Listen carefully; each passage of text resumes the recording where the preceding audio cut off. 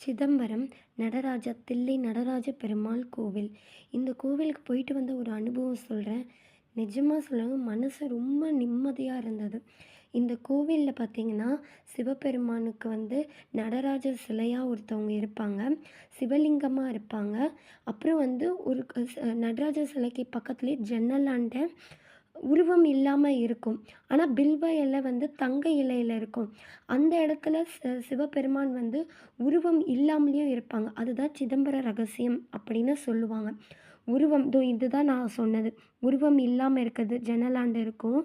இந்த இடத்துல சிவபெருமான் காலையில் தீபாராதனை காட்டினாங்க, நான் பார்த்தேன். இது நடராஜ பெருமாள் சுவாமி. அதுக்கு பக்கத்துலேயே பெருமாள் இருப்பாங்க. கோவிந்தராஜ பெருமாள் இருப்பாங்க.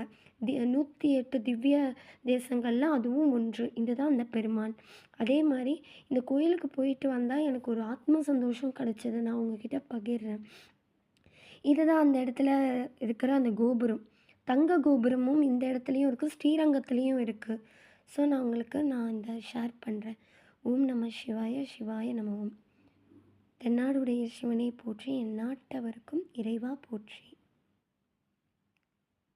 கோடீஸ்வரர் பெருமாள். ஓம் நம சிவாய.